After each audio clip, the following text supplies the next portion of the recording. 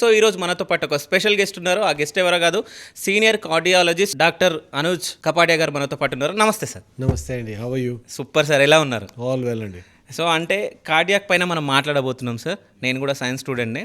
But ఈ రోజుల్లో మనం చూసుకుంటే చిన్నపిల్లల్లో, వయసులో ఉన్నవారిలో, పెద్దవారిలో సో అందరికీ గుండెపోటు రావడం అంటే సాధారణం అయిపోయింది, ఇప్పుడు మొత్తం కామన్ అయిపోయింది.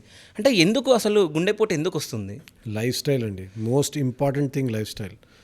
మనం అనుకుంటాము చబ్బీ చిల్డ్రన్ చాలా బాగుంటారని అనుకుంటాము. అవును. చబ్బీ చిల్డ్రన్ వయసు వచ్చే కొద్దీ వాళ్ళే ఒబీస్ అవుతారు.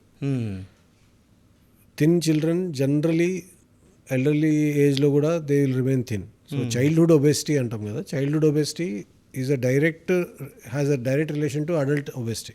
Okay.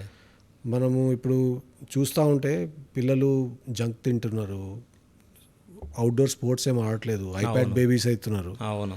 So absolutely there is no physical activity.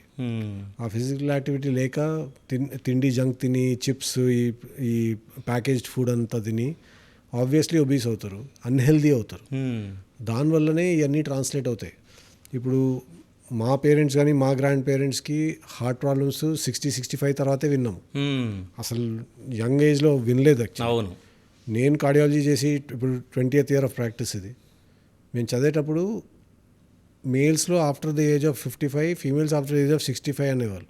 Okay. ఇప్పుడు ఫీమేల్స్లో కూడా మెనోపాజ్ ముందే హార్ట్ ప్రాబ్లమ్స్ వస్తున్నాయి. ఎందుకంటే వాళ్ళు కూడా they are living as stressful lifes as men. వాళ్ళు అంతే పని చేస్తున్నారు, వాళ్ళంతే స్మోక్ చేస్తున్నారు, వాళ్ళంతే ఆల్కహాల్ తాగుతున్నారు. సో కాకపోతే వాళ్ళ బాడీస్ అంత as nature has not made them as strong as a man. That is a nature thing, no discrimination there. So automatically వాళ్ళకి ఇంకా అర్లీగా వస్తూ ఉంది. సేమ్ స్ట్రెస్ లెవెల్స్కి వాళ్ళకి ఆబ్వియస్లీ జబ్బు అర్లీగా వస్తూ ఉంది. ఒక జనరేషన్లో అర్లీగా వచ్చిందంటే నెక్స్ట్ జనరేషన్కి ఇంకా కొంచెం తొందరగా వస్తుంది. ఓకే.